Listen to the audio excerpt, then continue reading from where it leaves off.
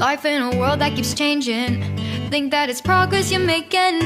Copy and paste pretty faces all the time.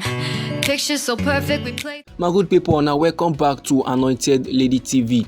Welcome back to your #1 channel for legit news on politics and many other cocoa with the sub for this our green country, so we be Nigeria. As usual, we don't come back with breaking news, we don't come back with updates, we don't come back with fresh reports we go like share give the general public, and the cocoa now be say during the tenure of Goodluck Jonathan as the president of this our nation Nigeria, when terrorists be they terrorize, bandits kidnap Chibok school girls, many men be they call for the resignation of Goodluck Jonathan. Many the yants making step down because in the incompetent, he no fit do anything about the insecurity challenges. So you go good making just come out for office, make person wey sabi the show rule Nigeria. And among the people where they criticize, among the people where want to make Goodluck Jonathan resign from office na ASOR0Ķ Bola Ahmed Tinubu. And now the Emilio Conway the shots inside the year 2023, it don't finally come to pass. He don't become the president of this our green country Nigeria. And like say na Kama, insecurity challenges don't plaster for his own administration. Men they also they criticize, men they also they call for him to resign. Come back see if he no fit do anything. Come back see if in the incompetent. Men they bear RIP almost on a daily basis. Jagoda men they kidnap innocent countrymen them. But the unexpected thing now we play so be say the presidency don't they defend our president Bola Ahmed Tinubu criticism of the former president Goodluck Jonathan. The presidency now don't come outside the yarn they give countrymen them. Say the call of ASOR0Ķ Bola Ahmed Tinubu for Goodluck Jonathan to step down that year is very much justified, and it is based on the seriousness of the tragedy.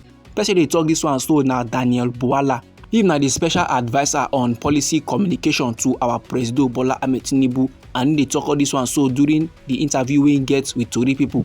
So for inside this interview, so him na come they explain say our president Bola Ahmed Tinubu for inside the year 2014.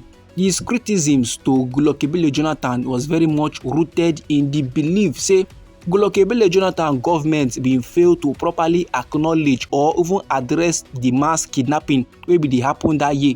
Instead that time wey insecurity been plaster, the administration of Goodluck Jonathan dey struggle to provide a clear direction on the rescue effort wey they make. Daniel Bwala they also they insist say the leadership self be no even get idea of the solution. They no even know how they want to solve the problem.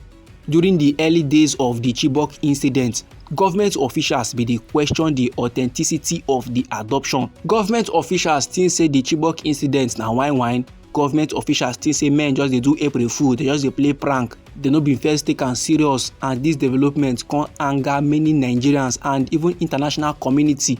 Oga Daniel Bwala also they argue say the security landscape during the era of Goodluck Jonathan was much more alarming. That is compared to Goodluck Jonathan era. This era of Bola Ahmed Tinubu they learn work. This era of Bola Ahmed Tinubu get hope. During the era of Goodluck Jonathan, Jagoda men take over many territories. Jagoda men overrun communities and they allegedly force countrymen them to pay taxes to survive. The situation bad to the extent no be say as it be say ASOR0Ķ Bola Ahmed Tinubu they yarn they give Goodluck Jonathan making resign that year. It was very much legitimate. Na nice thing we do because of the scale of the crisis, because of the damages which Jagoda men don't do. Then Tori people can ask Oga Daniel Bwala. Say for this Tinubu government, Jagoda men don't still kidnap school girls. Jagoda men don't kidnap pastor. Jagoda men don't kidnap Christians. They give men RIP. We think get to talk about that one. Oga Daniel Bwala can respond. Say critics now they try to draw comparisons. Critics now they try to compare Goodluck Jonathan administration and Tinubu administration. Critics they do this comparison without considering the differences in the two periods. So Daniel Bwala now they insist. Say this Tinubu administration already he don't inherit deep security challenges. That is while at the ground even before Tinubu enter office. But Tinubu now don't try. He don't introduce counter-terrorism measures, especially regarding ransom payments. And instead they argue, say the federal government under Tinubu leadership don't adopt a clear policy against negotiating with bandits or even paying ransom. And he say such actions they help criminals they expand their operations. Daniel Bwala now they warn countrymen them. Say as they pay the ransom wey Jagoda men they ask of, them will be countrymen. They unknowingly they sponsor crime because that ransom payment na jaguda men dey use to dey go buy more weapons for them to do more kidnapping. They go use am take strengthen their network. He also let men know say some victims of kidnap dem dey regain their freedom through pressure from communities, through pressure from security operations or local engagement. The federal government never try am and they no go ever try am say they wan go dey enter into deals with kidnappers, they dey negotiate with terrorists.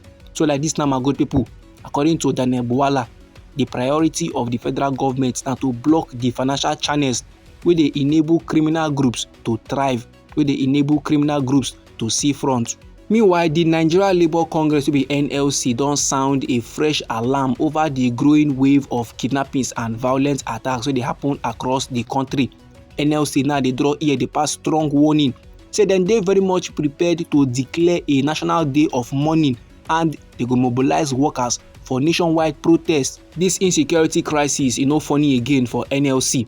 Dem now dey talk say the situation e don reach a breaking point and they dey insist say they no go fit sit down dey fold their hands dey watch as citizens dey live in fear meanwhile criminal groups dey operate freely. Person dey talk this one so na Comrade Joe Ajaero, and he na the president of the NLC. According to how talk take come aside from him mouth, he said this our green white green country Nigeria is under siege. He dey express his deep frustration over the recent school kidnappings wey don too play for inside we nation Nigeria and the suspicious withdrawal of security operatives before the attack dey usually dey happen.